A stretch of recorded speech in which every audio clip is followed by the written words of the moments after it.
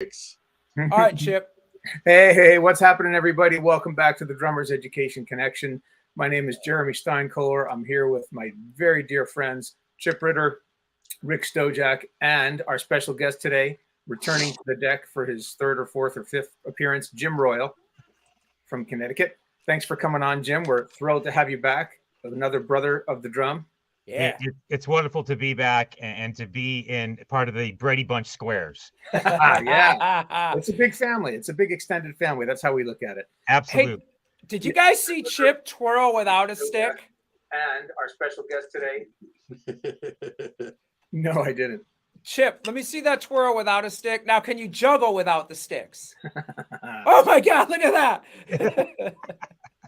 So before we get started, a couple of housekeeping things today. First off, we want to thank Aquarian Drumheads, the sponsor. We're all Aquarian endorsers, and Aquarian is a sponsor of our show. We had our first ever live clinic event at Aquarian Drumheads last week. It was phenomenal. It was super successful. We're so grateful. Thank you to everybody who came out, and especially to Chris Brady for helping us put that together, and Mike Bruker too. Also want to mention that we've got a brand new Patreon page up. We're going to try and put the link in the chat. This is to help us keep the lights on and pay our meager bills.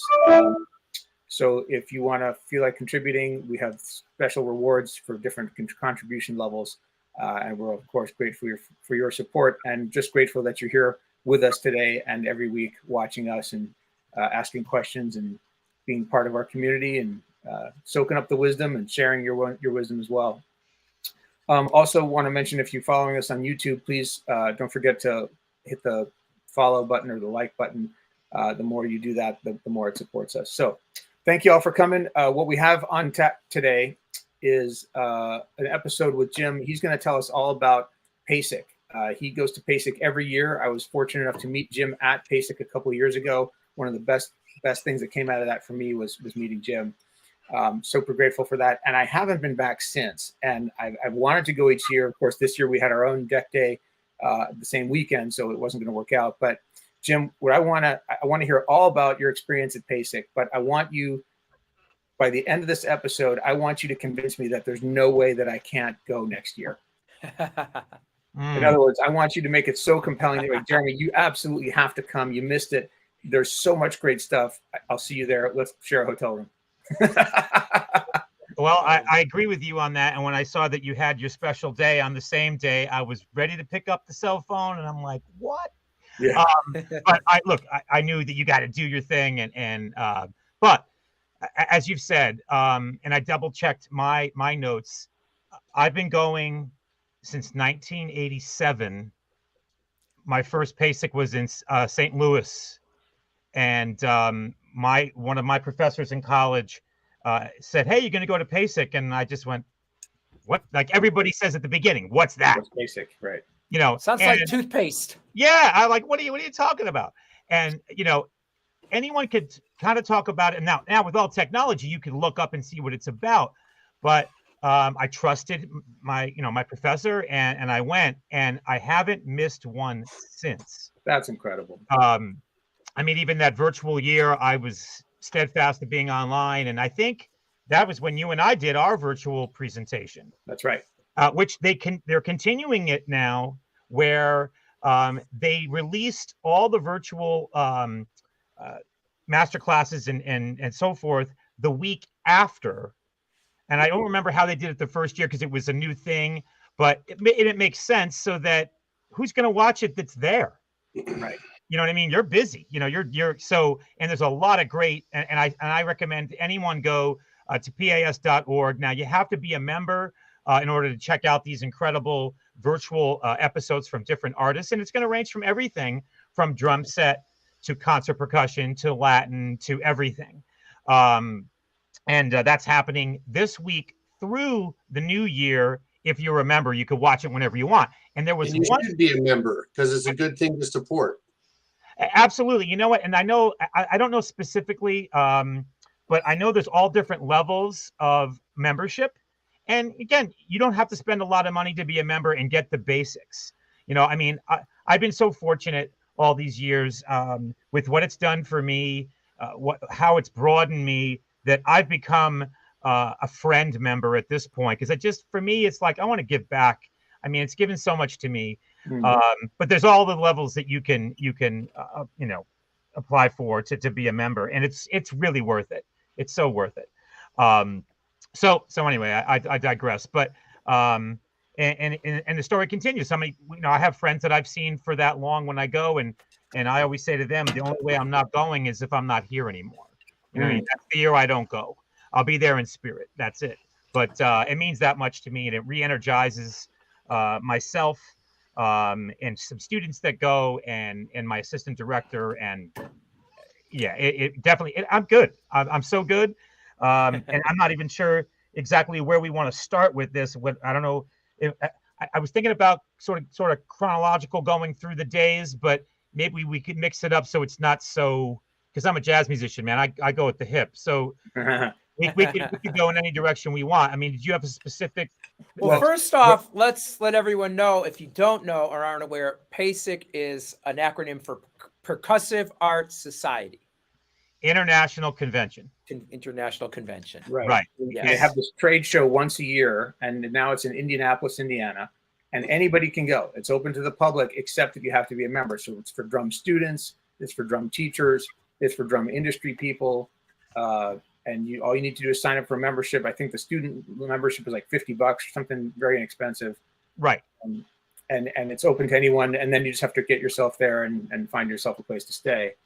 But the convention, and you have to pay for a pass to the convention. Is that correct? You do, and I know now that they've even developed like for studios and percussion schools, there could be a group membership now, where it might be $20 for to be a member as part of a group. So that I mean, look, everybody's got to deal with their finances, and any way we can keep it alive and keep it growing and getting younger people to join, I think that's helpful. So they brought that back into play. Nice. So for those people who don't really know, they've never been to a convention. It sounds cool. There's lots of drumming and drum talk. What's there? Okay, so you started to mention that you have all of the percussion and drum set industry there, and there's a trade show, and there's publishing houses, and everything you can imagine that has to do with drums and percussion is there. This year we were back more to normal. Last year it wasn't quite as populated in the trade show. It was still great, but when I go back 10 years, I mean, it's just changed a little bit, because people are deciding whether they can go and as far as even some of the big companies, but most of them were there this time. So throughout the whole convention, from 9 a.m. to 5, no matter where you are checking stuff out, you could go into the trade show and meet and greet artist relations people. You're going to see the drum and percussion stars that have already done a clinic at a booth, and it's like walking on the elevator. My first PASIC in St. Louis, and Terry Bozzio walked in the elevator. You don't know who you're going to see, and they're your drum and percussion heroes. And wait, did you start pressing all the buttons in crazy rhythms and stuff? Yeah, I felt like Elf, and I just wanted to hit all of them. I'm always scared to do that, but I'm afraid someone will get really angry. So that's what could happen on the floor. I mean, Peter Erskine was inducted into the Hall of Fame this year, and he didn't have a separate clinic, but he played in a performance with the great steel pan player Andy Norell. He did a clinic, and so Peter was part of that. But otherwise he was just around, and it really is heartfelt when Peter is checking out other artists at their master classes and clinics. And they'll say, look, I used to be that guy. Right. Went to those and so forth. And from our perspective, you go, really? Did that ever happen? Right. Were you ever at that level? So I wouldn't be nervous at all if Peter Erskine walked into my clinic. Yeah, right. And a couple of the performers did say that, and I think it was Benny Greb did Benny Greb. Wow. Yeah. And what a funny guy. I mean, Uh-huh. he integrated. Have you had him on the deck yet? No. Okay. Put him on the list. I Yeah. mean, wow. And he noticed that Peter Erskine was off to the side, Hmm. and he made some funny comment about, wow, now I have to do this. And Right. Peter Erskine's listening, So no matter where you are, I mean, our drum heroes help us keep that standard Yeah. of how we want to bring it. So, Jim, I know, having been there myself, I want you to talk about it though. Yeah. There's clinics, there's master classes, there's presentations, there's performances, there's all different stuffs that range from small to massive. Is that right? That's correct. You could have a room that could hold 50 people, and then you have the big ballroom, which could hold 2,000 people. Mm-hmm. And again, Wow. they try to make sense of who's doing what and what it's about, so that it makes sense for the amount of people. And during each hour, starting as early as 9 a.m., you could probably pick 4 or 5 things to go to. Right. Wow. So, if you're not a symphonic person, you might want to go see this, or you want to go see. And again, I want to see a bunch of stuff. My first year that I went in St. Louis, it was like drum set, you know what I mean? But you have to learn that after a while, you want to keep adding things to your basket of evolving, and going to listen to a hand drum clinic on Indian drumming. It's going to make some sense. Like you're going to get something out of that. You want to integrate that into what you're doing. I mean, a good Connecticut friend of mine, Damon Grant, he did a whole clinic on the hybrid percussion setup, where he plays a lot with smaller trios, where he's sitting on the cajon, but he's got everything around him, so he can make it into a drum kit and percussion wise. And boy, did he do an amazing clinic. And again, is that necessarily something that I'm thinking about doing? Not necessarily, but there's stuff in there that you may want to think about putting into your kit on a gig, and how you would approach it based on how he's describing it. Because you could kind of think like, how can I effectively add that to what I'm doing, so I don't like fall apart or fall off the train. Mm-hmm. Right. And then what if you have a student who comes to you who's really, really into some kind of thing? You'll have some knowledge about how to explain that to the student, because you've been to PASIC, you've been to all these clinics and master classes, so you can at least point them in the right direction. Mm-hmm. I completely agree on that. I mean, So, at least, Jim, yes. I was just going to ask you, what was there this year at PASIC? Now you're talking about as far as artists? Yeah, as far as clinicians or demos that you saw. Okay. Well, yeah. So, all right, I'm going to go through this. I know we only have an hour, and I have a student, so I can't go over. But I know you can't go over. Wednesday, when we arrived, thankfully the plane was good. Got there on time. They have an evening concert on Wednesday, and it was with the great percussionist, and I want to make sure I get his name right, Pedrito Martinez. Now, he's like the young Pancho Sanchez, the modern Pancho Sanchez. And he had his group start the whole show at night. It was like 8 o'clock concert in the big ballroom, concert hall. You had people eventually coming up in front of the stage and dancing. I mean, what a way to start. So smart. And now that you asked that, Chip, I'm gonna bookend it with, because otherwise we're not going to get to all the things that I saw and I remember. The bookend it, they had Sput and Nate Worth from if I get this right. Oh, no, I'm not going to get it right. Oops, let me make sure I get this right. Snarky Puppy. Oh, which is this, like, again, today's like funk band that just like there's like 10 people on stage, and they finished PASIC with this amazing band. And I got to tell you, I was in the audience listening and loving it.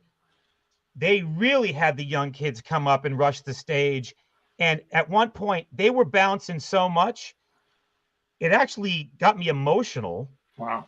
To feel and to see that we're passing the baton in a way. Mm-hmm. And these kids are feeling so wonderful to just be a part and feel that music. I don't know. It just, again, maybe I'm oversensitive, but it was something about that moment. Beautiful.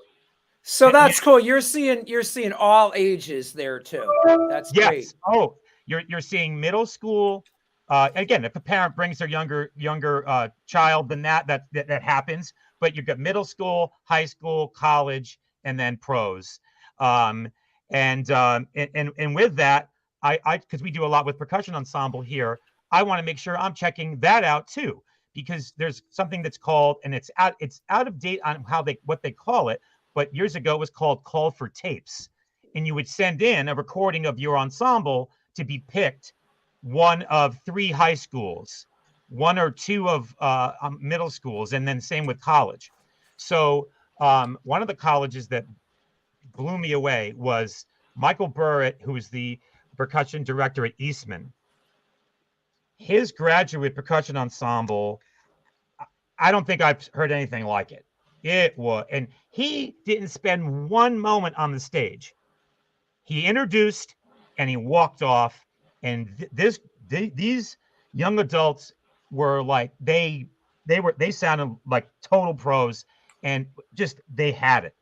They weren't just playing the notes, they were speaking to everybody. It was phenomenal. And on the flip side of that, I saw the Fabulous Leopards from Kentucky, which is kind of they've been around, God, I think they've been around over 20, almost 30 years, where it's kids that could be 3rd grade, 4th grade, 5th grade, and they put on a concert. And what they do has set a precedent for so many people who do ensembles at that age. They played fabulous. I mean, and again, you're hearing repertoire, you're seeing how they're doing things and going, yes, you can do that. Mm. That's what it did for me years ago. And that's why we do steel pan, because I saw a mass steel pan concert back in Texas many moons ago, and it just blew me away. And I'm like, I want to do that with my kids. Cool. You know what I mean? Cool. So it could happen to any of us in any shape or form, of how it can affect us to want to add that to what we're doing already. There's always something you're going to get from it. Always. Jim, what's the attendance like at PASIC? I'm pretty sure they said it was over 5,000. Wow. Yeah. I mean, you know, years ago, I remember in certain states, it even crept close to 8,000, where, you know, sometimes now when I think about it, that's a lot of people, and it can get, it could be in a trade show, it could be overkill. Yeah, you know, it's like so many. I think, have you guys all been to NAMM? Yeah. Oh, yeah. That's where we all met. In years past, right? It could be really, really busy. Yeah. Like almost where it's too much, where it's hard to move. Yeah. Yeah, so, NAMM can have 250,000 attendees over the 4-day. Yeah, that's a lot of people. So this is a little more intimate, and it's specialized, which I think is wonderful. You know, but it's also great to see guitar players and bass players and piano players. I mean, so they let them in. They'll let a bass player in. They will. Wow, that's crazy. To be a part of a band, and then you got to go. Oh man, you know, it's funny that you should say that, because I don't know if it was Benny Greb, but it was one of the drum set guys. He kept cracking bass player jokes. Because we get razzed quite a bit, as you know.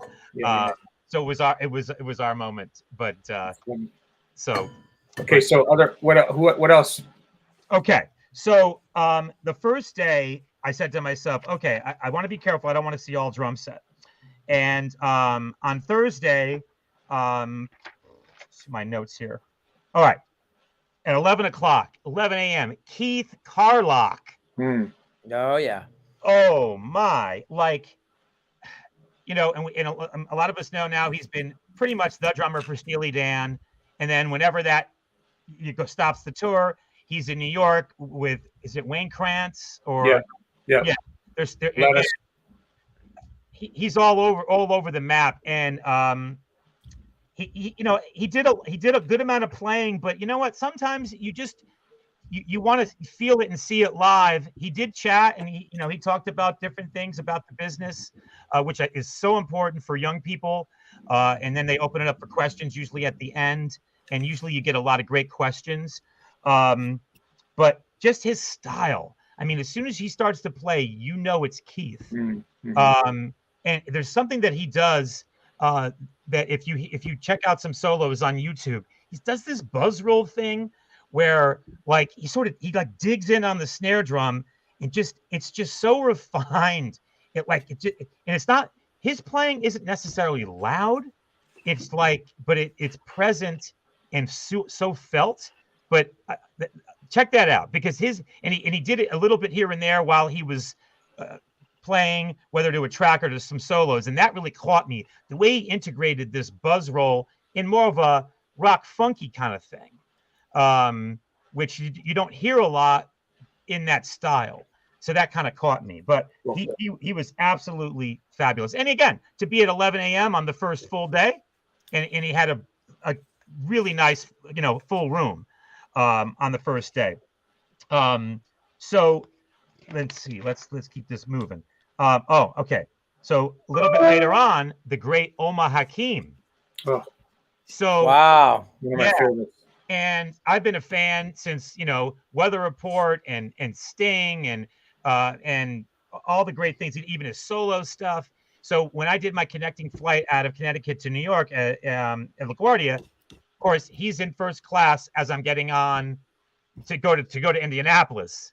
And it's just neat, man. You look to your right and there, oh, there's Omar Hakim. Great. I'll go sit over there.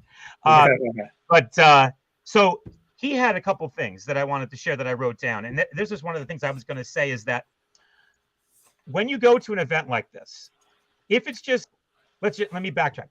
Say you're going to Sam Ash or Guitar Center or whatever, and there's a clinic. Well, there's a clinic and you're going to it, and that's it. It's so overwhelming, and they can be so back to back that you get all this incredible vibe and energy from that clinic. If you don't take any notes, and if you don't do it almost that night or right away, you know how it is. Just like if you're like writing, Chip or any of you guys writing a new book or doing whatever, you could have this great thought and idea, and you're like, oh yeah, no, I got it. And later on, you're like, what the heck was that I thought about? You don't even remember what you thought. So that's a suggestion I have for everybody, is that when you go to these wonderful master classes or clinics, don't feel nerdy or bad about taking notes. No. Oh, do you have some you can share with us, Jim, right away? Some like, man, that's a great thought. That's going to improve my drumming right now. Yes. I'm going to give you one that Omar said. He said this: trust what's in the air today.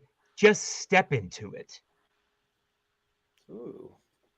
It's pretty deep. I mean, again, it doesn't always have to be a direct thing about a groove or a fill or whatever technique. But he was talking about, everybody wants to be that high level musician, but they're not truly understanding how you get there. Why am I not there? Why is it not happening for me? Don't be afraid to make the leap, to make the step. And a lot of it for so many of us is the fear of the unknown. Mm-hmm. Yeah. And that is a little scary. It can be scary. So when he said that, oh my God, I got to write that down. Embrace the joy of expression and have fun. Stop worrying about making mistakes. You'll make more progress. Mm-hmm. Yeah. And again, this isn't some stuff that you guys have talked about on the show that we've all kind of thought about or talked about. But again, when you hear it from someone who's got Grammys and has toured the world with everybody, it really has a lot of meaning. And he was so heartfelt and real. It just Beautiful. was, yeah. And then again, of course, I'm so glad. Sometimes you have these drummers that you've grown up listening to. They've influenced you. You've listened to their recordings. Maybe you've watched their videos, but you never met them, right? And then sometimes they don't live up to what you would have liked for them to be as humans. And it sounds like Omar Hakim is just a great guy. And I've always felt that because I've seen him over the years at PASIC. And he actually, for a while, he was the dean of the drum department at Berkeley. He took that role on for maybe 3 years, 4 years, and Oh. he's perfect. Yeah. An amazing musician and player, the whole 9 yards, production, everything. But his humanistic, olive branch to everyone. Everybody's important. Everybody's special. Yeah, I love it. Yeah. Love it. So that was great. Now, speaking of that, You've already made me regret not going, Jim. get started. So that same day, at 5 o'clock, Dave Weckl. Now, it was like the coming of God. I mean, the same ballroom, because they put, for the big hitters, it's the same ballroom. I don't know if there was a seat available. And those are pretty big ballrooms. And even if it's 3/4 or halfway filled, that's a lot of bodies, considering there's a lot of things you could go to. So I didn't know what to expect because I've seen him in years past. And sometimes it could be a lot about playing, as I already described, and a lot about flash and flare and all the chops and all the production. And you walk away and you go, that was great. Yeah. But what am I taking? What am I really taking from that? Right. We talked about that on Right. deck day, but go ahead. Yeah. Yeah. Yeah. What was it? Yeah. So this time was different. And and again, over the years, again, as a player, and you evolve, and he evolved it into a wonderful clinic of, yes, he played, but he talked a lot. And one of the things I wrote down, he was talking about, somebody asked about soloing. And one of the things, and this is great for students, because you know how students can be like, well, I don't know what to do. Yeah. What do you do? It's that Yeah. same old, same old. And it's not easy to come up. You got to come up with some techniques. So the thing he came up with was first 8 bars, just on the snare drum. Don't leave the snare drum. Because right away we get on the kit. Now, Bart, you've got that awesome huge set behind you. Chip. You can sit behind that kit and Rick. get lost and like fall off the train in 2 seconds as a Right. youngster, right? Because you Right. want to just hit everything. Right. But where are you going from there? Right. You've got no place to go because you've already basically did it. almost hit everything. Right. I Yeah. thought that was a wonderful way, if it's like an extended solo that you're taking on a gig. If someone's going, you got it. So he said, first 8 bars on the snare drum. He said, do a little call and response with yourself. Another great idea. Yeah. And then he said, after you do that, then you can go from there and light it up and do what you want.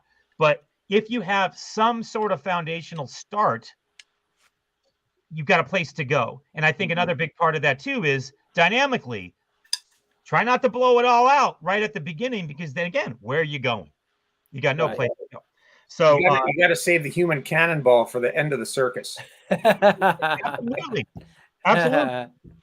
Otherwise, are you bringing it all the way back down to Right. bing, Right. I mean, so it's one or the other. So with that, I have to jump into something that happened to me personally at the convention. I had a couple of things that I was part of, but this really hit me. So I was voted to be a part of the drum set committee. And Congrats. it's like a 3 to 6 year term, and I'm going to take it as serious as I've done everything with PAS. Thank you. So as soon as I jumped in, Mark Powers, who's now the chair, who's wonderful, he sent me an email. This is a couple months ago. He goes, "Hey Jim, would you be interested in adjudicating 9 or 11 scholarship videos for people that would win to go to PASIC?" And this was a matter of, I found out I got in, and like a week later he checked in with me, and I wasn't expecting it, but I'm like, yeah, of course. He goes, somebody said they would do it and they backed out. And then it was something else came up, but right before PASIC, a couple weeks before, he's like, "Hey Jim, we're doing a jazz jam night. I want you to play, and give me a tune that you want to do, so the rhythm section knows what you're going to do." Now, you don't know who's going to play at this. You never know. In years past, I mean, I've gone to them and just listened, and I was fine. So my first choice was on Green Dolphin Street. Mm-hmm. I knew I could do something nice with that. And he goes, oh, well, somebody already picked that. Ah, rats. Okay. So I went to another one that I love by Ahmad Jamal, Point Siena, where you're doing a mallet with the snares off, and you're doing the offbeat on the bell, the ride. And my goal was I wanted to bring something different because I had a feeling it was going to be a lot about snap, crackle, pop. Right. You know what I mean? And I wanted to just bring the vibe down. And not that you're in a competition, but if everybody's doing that, yeah. So, okay. So he said, yep, nobody picked that. You're good. All right. So it's that Friday, long day. 10 o'clock, I go down to West End, the lobby. And he goes, well, just want to let you know that you're probably not going to be going until 11:30. That's cool. That's fine. So a buddy of mine who's also from Connecticut went first. His name is Jonathan Barber, another upcoming great drummer. He did a clinic as well. Check him out, Jonathan Barber. Whoa, straight ahead guy. He goes first. This is a great example for everybody. Rhythm section. They're still trying to get it together. And I just want to explain this because I think this is great for everybody. Because you, as a musician, you never know what you're going to step into. And I felt bad for him because the piano player's amp was not in the right spot, tilted funny. It was just hard for him to hear. And as soon as you have to start to lean, you know what I mean? You're taking away from your natural. You know what I mean? But he did a great job going first. Amazing. Number 2, Dave Weckl comes up next. Oh my God. And guess what he picked, guys? Point Siena. No, he picked on Green Dolphin Street. Oh. So I'm like, okay, Dave, you can play it. Okay. Because I didn't know who picked it, but it was just so ironic. And he played his drumsticks off. It was fantastic. So then, you had some people that kind of knew, kind of didn't know, and Omar came up, and then Mark kept texting me, Jim, I really appreciate it. Just hang tough. You're going to go a couple after Greg Bissonette. Oh man. Oh my God. So it's like, okay, that's cool. I'm trying to breathe and enjoy it and wait. And so now was my turn. So I walked up and I want to introduce myself to everybody, which again, in a jam session, I think it's important. You want to connect. Right. So, and I just said to everybody, just reminding everybody that we're doing Point Siena by Ahmad Jamal. Put my stuff down, getting set up and getting ready. And then the piano player turns to me and says, hey, Jim, can we do an audible? And I'm like, okay. So obviously he pulled the changes up on his phone. Now that was the first thing I thought that was like a little suspect. Okay. He wasn't comfortable enough. Right. So I said, in that moment, I had to think of something. So I went, still want to keep the vibe down. Let's do St. Thomas. Still had the snare off. I wanted to play lighter. And I did some of that Mac stuff that I love or whatever. And I ended up doing exactly what I wanted. And I got some incredible feedback. The lead sax player, who was the leader, was thrilled. And up to that point, nobody even played brushes. So the guy one or two after me played brushes, which I thought was also refreshing. But anyway, that's a little bit of the story of you never know what it's going to be. You never know what's going to happen. And you've got to be ready on a dime to change it. And, you sat in the chair, right after Greg Bissonette, right after Dave Weckl, right after Omar Hakim. I mean, holy crap. Those are some tough guys to follow, man. It is. But, but it made me feel this way. And from when he asked me to sit in, I just felt like I know who I am. Yeah. I know what I'm about. Right. I know my specialties and what I bring. Right. And that's what I'm going to do. Yeah, you're gonna be the best version of Jim Royle you can be. Yeah. And I think that's a great message for everybody. Yeah. Beautiful. Right. I'm inspired by all of them. But even when Bissonette came up, I was kind of surprised, but he wanted to put his double pedal slave up. I was a little surprised, but okay. But that was him. That's what he wanted to do. Right. Yeah. So, okay. Nobody else wanted to do that, but he wanted to do a little bit of his flair that he does with that. So Well, and you got to believe, I mean, Greg he's been on our show and he's the salt of the earth, nicest guy, yeah, humble as anything. And you got to believe that these guys who are there, they're there to dig the whole thing just the same way we are, right? And they may be up in the stratosphere in terms of drumming royalty and what they can do on the instrument and how they pushed it forward and who they've toured with and played with and recorded with. But they're just dudes or gals and they're just drummers and they just want to hear different stuff. And so I could easily imagine, that if I was sitting there, I might be blown away by Dave Weckl and I might be, equally blown away by Jim Royle, That's right. for different reasons, right? And Right. and I'm sure, did any of those guys, I mean, did you end up, you said the sax player was very complimentary. I mean, I'm sure you killed it, Jim. well, Being the best version of yourself. there's a reel on my Instagram that somebody took of when they were playing like ensemble hits behind me soloing over it. Uh-huh. You could maybe check it out on Instagram and you can sort of see what I was feeling at that time. Mm-hmm. But and the best compliment sometimes is not even somebody saying, because it's like, oh, you were awesome, oh, you were great. Right. Okay, it's the nod. Mm-hmm. Like there were some people, like as I walked off, and they that I know, they just went, yeah. Nice. Well, I talk about that in my book about how easy it is to get hung up on looking for external validation. Yeah. And you can get you guys all know this. Like you can have what can feel like a pretty crappy night, in terms of like you're delivering what you intended to deliver, or you weren't really feeling it, and people come up to you, oh, it was so great, it's so great. And you're like, thank you, but you know that wasn't really what you wanted to bring. And then there can be other nights where you bring it and you just kill it and nobody says a word to you. And that's fine too. And you know that you brought it, and I think that's kind of it.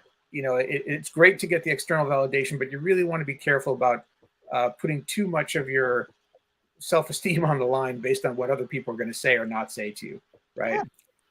That's right. It should just really at its root be about the fun and the passion of it. Yeah. Well, in the moment of making music with those musicians. Yes. And that was my goal, is that I wanted to make music with them the way I was feeling it. And they felt it, and we did it. Tim, that's such a great story. I really appreciate you sharing it with us. That's a cool one. So on that same day, although earlier, another through the drum set committee, Mark Powers asked me, would I be interested in being one of the facilitators outside the hall where we have 2 practice drum sets set up, and they have those Zelgian practice cymbals, which are fantastic. Mm-hmm. And people could come up for a 5 or 10 minute drum lesson, and we have these packets, which I gladly will share with you both, of all the grooves they wanted you to try, and it could be the bronze level, the silver level, or the gold level. Mm-hmm. And I found, and I was sharing it. There were 4 of us, and we were sharing people as they came in. That it could even be something as more rudimentary for us as like a bossa nova. Mm-hmm. But can you transition to the ride cymbal comfortably? Right. Can you do a fill, and then immediately when you go to the ride, can you put your hi-hat on 2 and 4 right away? Mm-hmm. Like there's certain things that younger players can miss. Mm-hmm. So it could be something like that, or it could be, oh, I've never tried a mambo. Right. Oh, I've never tried this or that or whatever it was, the Killer Joe basic beat, whatever it was. So I was thrilled to do that. And it was very gratifying. It was just for, 1 hour. And he made sure, there wasn't a drum clinic at that time that you'd want to go to. But of course, for me, it was Andy Norell playing with Peter Erskine. Yeah. But I had to go, you know what? I made my commitment. And again, another thing, keep to your word. And now somebody else showed up from the education committee who's a drummer. And I easily could have been released. I'm not going to walk away. Mm-hmm. I mean, keep to your, and that's something a lot of the drum set, masterclass and clinicians kept saying, keep to your word. Mm. You know what I mean? If you say you're going to do the gig, don't sub it out unless, John Coltrane comes back or somebody, right. And it still might not be okay, but you know what I mean? So I Yeah. just felt like, you know what? No, I've seen Andy before. I'm keeping him to my commitment. Nice. Yeah. And I'm so glad that I did. And on top of that, each player, youngster or adult that came up, we got to give them, and I don't know if you guys are aware of this, Alfred makes these playing cards that have grooves on them. Have you seen these? Oh, no. There's 52 grooves on all these cards. I like it. And so what I do with the kids, I'll open the card deck. I'll say, pick a card, pick a card. Yeah. Pull a card out, and it could be something not too crazy, but it could be, there's some cards in there, guys, that some of the grooves that I'm like, I never heard of that. Mhm. So each Mhm. person got one of those cards, which a deck of cards. And so I Alfred music. Now I'm gonna parlay that into we had the committee meeting and I was presenting. So, and this all happened on Friday, by the way. It's not like it was spread out. Committee meeting, the facilitator, and the jam session. So I'm like, okay, breathe. You'll get through the day, So I thought about this because I would take the cards and the student would pick one. It's small enough though. I mean, it's readable, but I said, why doesn't PAS and Alfred put this into a book? Mhm. Because we can elaborate more on the groove. You could talk about the history of the groove. You could break it apart in part by part. And it could be like a PAS/Alfred compilation. And you could even maybe get both things together. And it got a great response, and I'm hoping that it happens. Nice. So Nice. again, it's always about people bringing stuff to the table and so forth. But yeah, that felt good at that moment as well. So, what was your presentation for the drum set committee about? Well, it was about bringing those cards to a book. Oh, I see. Gotcha. Yeah, and again, and you had someone's like, well, everything's digital, da da da da da, and I just said, well, I like to shuffle things up, and I used that as a pun. Mhm. But that got arousing. Yeah, that got a lot of, oh yeah, okay. But I want it tangible. I mean, we're all from that time period. It's Yeah, on your iPad. I want to hold it. yeah, I'm like that too, actually. Rick, So, I want to hold your book. I'm doing recital stuff right now, and I'm using your book with my kids to pick songs. Yeah, that's cool. Whether it's the kid doing his first ba, ba, and one of the grooves that I did at facilitators was the money beat, ba, ba, right? Yeah. And it's like, no, we can find you a song. Rick's done the work. We just gotta look. Right. That's right. You know. That's right. So anyway, I got off That's cool. tangent there. But You can get off topic and talk about my book anytime. but I just think what a resource, truly. Rick, great resource. Thank you, man. Awesome. Much appreciated, Jim. Yeah, you're My Connecticut brother. Yeah, that's right. Yeah, That's right. that's right. So that was that Friday. So after that, though, I got to breathe a little bit. And I'm just moving through. Okay, so Robert Seawright and Nate Worth also did a separate clinic on their own about how you collaborate with the percussionist. And how you got to give each other room. You got to let the music breathe, because you can start just getting on top of each other and it just turns into a circus. And with that style, that funky style, it could happen in any style. But I mean, very quickly, it could just be a mess. Right. And it was wonderful how, because they've been playing together for quite a while, how they braided stuff together. Yeah. And it really set the example of give each other space. Yeah. To build the groove, and use different sounds. I mean, Nate Worth had all these different cowbells and go-go bells, and where he was coming up with melodies, you know what I mean? And Nate had that new, I guess it's pretty new, where it's called the clapper thing, where it's like cymbals on top of cymbals, but it's like this layer, but it's like it has this curve to it, and it sounds absolutely amazing. And it looks like it's a bunch of towels draped over one of his toms, but it sounds like $1 million. Cool. I mean, it was something else. But they just did a great clinic on just a lot about that, how they come up with their grooves and and give each other space. So that was that. So that was some of Friday. I talked about Damon Grant already, and this is something for all of you. A marimbist from Italy, Marco Pacasoni, did a clinic.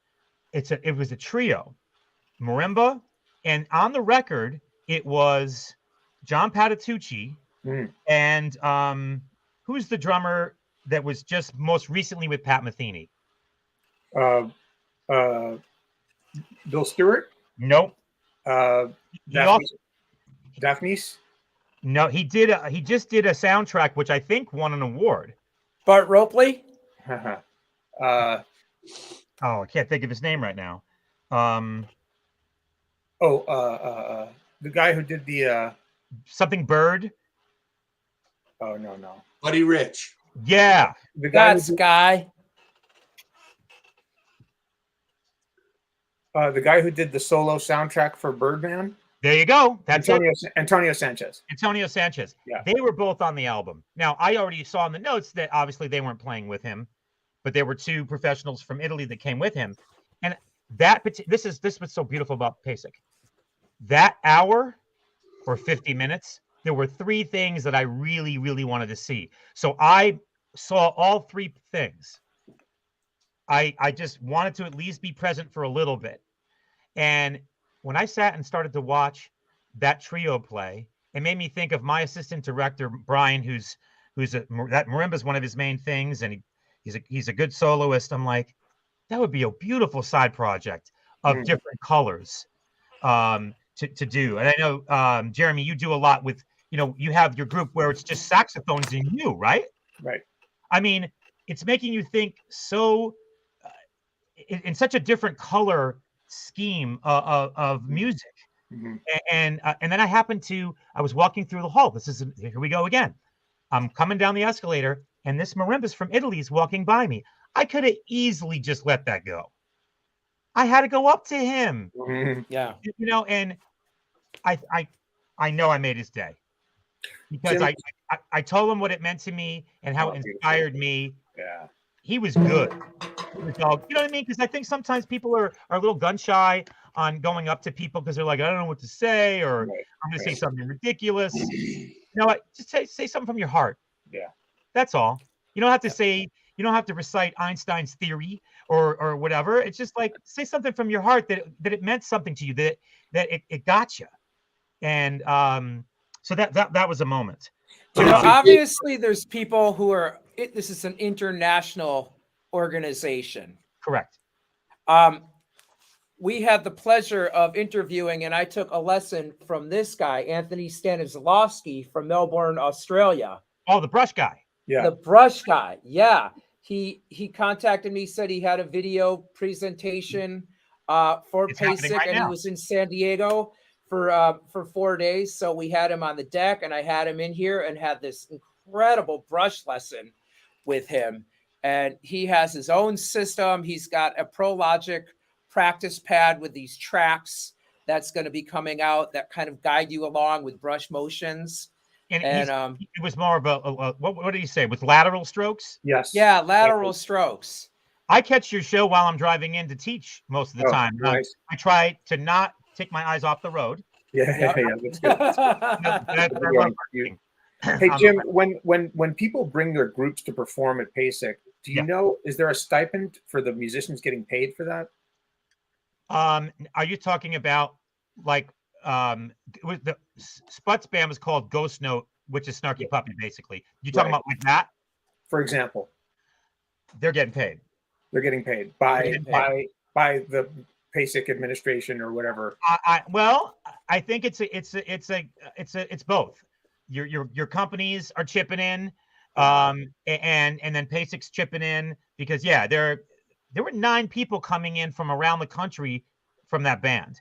Just to do a 1-hour set, basically, with the drummer who's featured and whatever. Yeah. Yeah. Wow.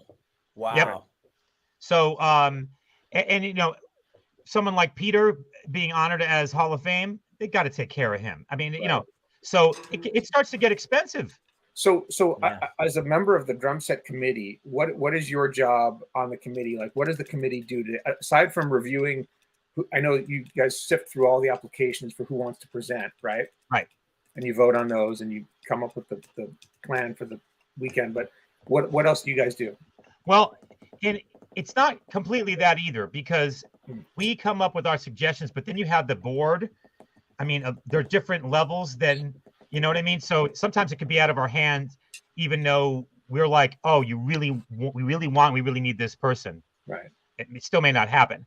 Gotcha. But it could be side projects like what I was talking about. There was another gentleman from Philadelphia who's been working on this educational development curriculum in schools, more so in inner cities, where band directors have a set curriculum for drum set and a plan for that, so they actually know what to do. Because most of them won't, you know what I mean? They may not be a drummer. They played piano, they played saxophone. Right. So someone's been working on that project for 2 years, and that's in like almost final development. Another thing that I got to be careful what I'm chatting about, because some of it, because like you could go to the meeting for the first, say, half hour, and then if you're not actually on the committee, you got to go. And I understand that, because for a few years that was me. So I'm going to leave it at that, because I don't want to get myself in trouble. Sure. But we're just working on other things that can broaden drum set educationally in all different ways. And you could submit articles for PAS percussive notes. If you don't have to be on the committee. You could be any of you guys. Right. I so encourage you. All of you have something in particular that's different. Rick, you could talk about your book. Chip, you could do your thing about integrating your grooves with showmanship, and Jeremy with something that you're passionate about. And I know that it's the person who's the editor of that is Dave. Is it Stanich? I might be getting his name wrong, but if you reach out, I'll put you in the right direction, because they're looking for material. Yeah. And so all that kind of stuff is done at that meeting. Nice. And it evaporates. It's an hour and a half, and it goes like that. Right. Yeah. So, and it starts at 8:30 in the morning, so that you don't miss anything. So, and then do you guys meet during the year? there could be a Zoom, but I think the committee chair, Mark Powers, he'll reach out to different people, and there could be subgroups, and those subgroups will meet. And again, I don't know if some people are coming off their term, but it's something to consider, to be a part of. Yeah. I mean, everyone can bring something to the table. Hey guys, real quick, let me break in and just say hi to Josh Posey and Peter Retzlaff, who are watching us online. That's up, Pose. Hey guys. Peter was at PASIC. Right on. Yes. You know what's funny about that? I never saw him. Oh yeah. I mean, you could go to the whole PASIC and you could bump into the same person 5 times. Never saw Peter. Right. Now he was hiding behind the drum heads or something. I don't know where he was. So I know we're starting to we're moving through our time. There's another gentleman that I wanted to bring up that I saw that was a game changer for me, because this is beautiful. 2 of my elite students happened to be at the show, and we met up and saw each other. They're both professionals now. One's finishing up his doctorate in music, and they're like, "Oh yeah, we're going to the Mike Johnston clinic. Have you seen Mike Johnston online?" Of course, yes. I mean, and I was on it. I'm not going to be honest, but I said, I don't know who this is. And Brian, my former student, Brian Garby's like, you don't know who he is? So I went to the clinic, fell in love. Like, whoa, I get it. Yeah. So personable, so funny, right on, boom. And then I checked out some of the stuff that he was doing online. It's fantastic. Yeah, he's basically the originator of the online drum lesson. Okay. He's also part of our Aquarian Brotherhood. And I find him incredibly inspiring and intelligent, and he does so much for the drumming community. That's exactly how it came across. Yeah. So everything you described. Yeah. And how do you not like this guy? Yeah, exactly. And he absolutely plays his skins off. I mean, it was Yeah. amazing.